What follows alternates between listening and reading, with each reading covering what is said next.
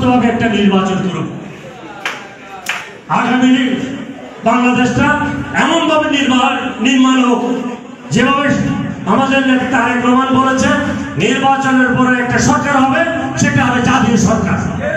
সেই সরকারে শুধু আমার দলের লোকজন থাকবে না, বিরোধী দল, কি বলে আপনার এই বৈষম্য নেতারা এবং ছোট ছোট দল যারা আছে, মাহমুদুর রহমান মান্নাতারা সহ সবাইকে নিয়ে একটি সরকার গঠন করে বাংলাদেশকে একটা কি স্বাধীন সার্বভৌম একটা রাষ্ট্রে আমরা দাঁড় করাতে চাই। যেন আমার ছেলে মেধাতে চাকরি হবে, কারোর সুপারিশে নয়, আমার মেয়ে চাকরি হবে সুপারিশে নয়, মেধাতে। আজকে এই মেধার কথা বলে সারা বাংলাদেশের সচিবালয় থেকে শুরু করে শিক্ষা প্রতিষ্ঠান, বিশ্ববিদ্যালয়গুলি আজকে কোথাও কোনো শিক্ষা নাই। অশিক্ষা, কুশিক্ষা, যারা লেখাপড়ার সাথে জড়িত না তাদেরকে আজকে শিক্ষক করা হয়েছে। সেজন্য আপনি দেখেন বিশ্ববিদ্যালয়ের শিক্ষকরা প্রায় আজকে এতে কি বলে দুদকের মামলার আসামি। একজন বিশ্ববিদ্যালয়ের শিক্ষক সে কিভাবে দুদকের মামলার আসামি হয়? এই সরকার যেমন, সেই সরকারের বিশ্ববিদ্যালয়ের বিসিও সাথে। এই অবস্থায় আজকে এই সাতকানিয়া নিয়ে বিভিন্ন জন, ইতিমধ্যে জামাতের বিভিন্ন উচ্চ স্তরের নেতাদের সাথে আমাদের কথা হয়েছে। আমরা চাই একসাথে এই সাতকানিয়ার মাটিতে রাজনীতি করতে, হানাহানি নয়, রিকনসিলিয়েশনের মাধ্যমে আমরা একটা রাষ্ট্র গঠন করতে চাই।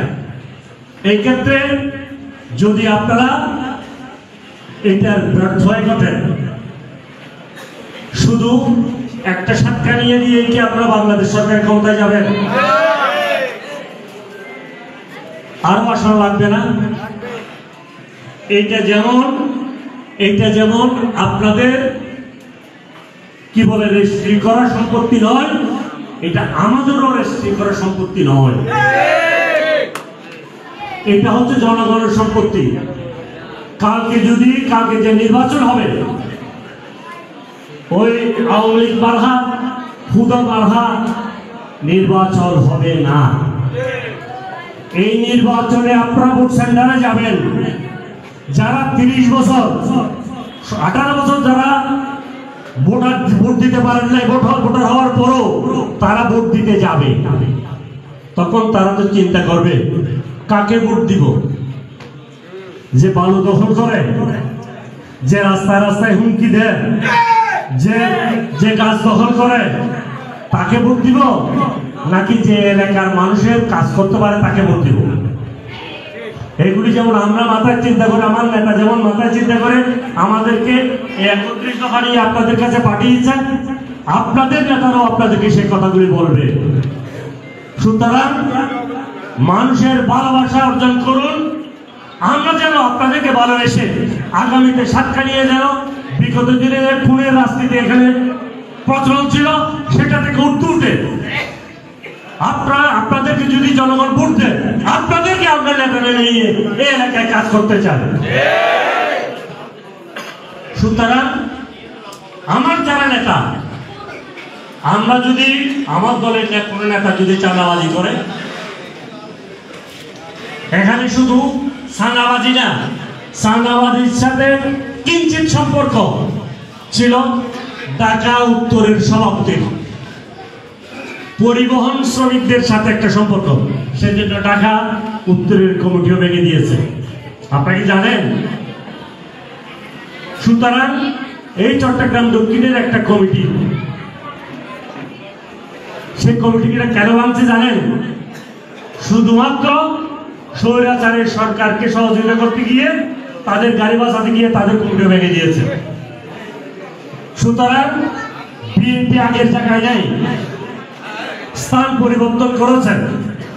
বিএনপির নেতার বক্তব্য হচ্ছে পাবলিক মন জয় করতে হবে, পাবলিকের কাছে যেতে হবে, একবার না হলে 10 বার গিয়ে তাদেরকে বুঝাতে হবে। আমরা কি চাই?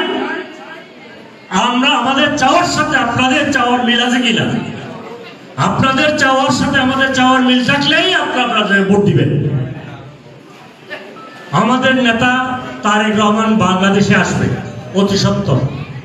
আজকেও দেখেছেন মামলা খালাস হয়েছে, কয়েকটা মামলা, বাকি মামলাও খালাস হবে, আইনি প্রক্রিয়া হচ্ছে। 111-এর পর যেভাবে শেখ হাসিনার মামলা একদিনে সব কষ হয়ে গেছিল, সেইভাবে না, আমরা পারতাম, আমরা করি নাই। তো সুতরাং আমরা এই 17 বছর এই এলাকায় আসতে পারি নাই, এইভাবে একটা মিটিং করার সুযোগই পাই নাই। আজকে আমার অনেক লেখা বক্তব্য দিয়েছে, রাতে এতক্ষণ পর্যন্ত বক্তব্য রাখছি, এরপরে বাসায় যে যাবো এরকম করলে ইচ্ছা দেখছিল এক সময়। আজকে যে চিন্তা সৃষ্টি করেছেন, আমরা কিছুতে এই সরকারকে, এই তত্ত্বাবধায়ক সরকারকে কোনোভাবে ব্যর্থ হতে দিব না। এই সরকার আমাদের সরকার, এই সরকার বাংলাদেশ জাতীয়তাবাদী দলের সরকার, এই সরকার জমাতের সরকার বলতে হবে। কারণ এই সরকারে আসার পর আমরা তো স্বাধীনভাবে কাজ করছি, তাই না? তো সুতরাং এই সরকার যদি ফেল হয়, ব্যর্থ হয়, আগামীতে আর কোনো সরকার সার্থক হতে পারবে না। আমরা যে এখন ক্ষমতায় গেছি, আপনাদেরকে তো উৎফুল্ল দেখা যাচ্ছে, আমরা কি ক্ষমতায় গেছি? আগামীতে যে আমরা ক্ষমতায় যাবো তার কোনো নিশ্চয়তা আছে? তাহলে আমাদেরকে সংশোধিত হতে হবে। আমাদের যে ভুলগুলি আছে, সেই ভুল আমরা না দেখলে আপনারা দেখাই দিবেন। এই ভুল আমরা সংশোধিত হতে চাই। নির্বাচন কবে হবে আমি জানি না, আমি নির্বাচনের জন্য নির্বাচনের বক্তব্য যেমন জানিয়েও আসি না এখানে। নির্বাচন যখন হয় তখন নির্বাচনের বক্তব্য দিব। আজকে আসছে শুধুমাত্র একটা কারণে, এই 31 দফা রাষ্ট্র সংস্কারের জন্য ব্যাপার আপনাদেরকে বলার জন্য। যে সংস্কারের কথা বলে আজকে সময় কেমন করা হচ্ছে তত্ত্বাবধায়ক সরকারের। অনেকেই সংস্কারের কথা বলে সময় কেমন করতেছে না। আমরা এই সংস্কারের দিয়েছি 2017 সালে 27 দফা দিয়েছিলাম। এখন আমরা 23-এ আইসা 31 দফা সবার সাথে মিলে এটাকে 31 দফা করেছি। সুতরাং আগামীতে এই 31 দফার মধ্য দিয়ে এখানে প্রত্যেকটা বিষয়কে উত্থাপন করা হয়েছে। আপনারা যারা একটু সুযোগ দিবেন তারা একটু বলে থাকবেন। সুতরাং আমি আমার বক্তব্য দীর্ঘায়িত করবো না। যারা কষ্ট করে এখানে এসেছেন, সময় দিয়েছেন, তাদের প্রত্যেকের কাছে আমার অনুরোধ, কোন ধরনের আপনাদের একদিনের বড় হলো শিক্ষক, সরকারি কর্মকর্তা, কাউকে মর্যাদা যদি করেন, কারো প্রতি যদি আপনারা কি বলেন অন্যায় আচরণ করেন, তাহলে জাতীয়তাবাদী দলের কর্মী হওয়ার আপনার দরকার নেই। মানুষের সাথে সুব্যবহার করতে হবে, মানুষের ভালোবাসা আদায় করে নিতে হবে।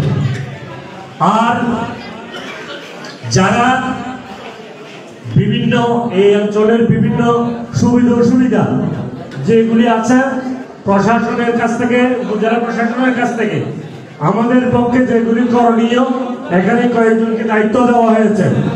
তাদের নেতৃত্বে আমরা এখানকার যে উন্নয়ন কর্মকাণ্ডগুলি সেগুলি করার চেষ্টা করব।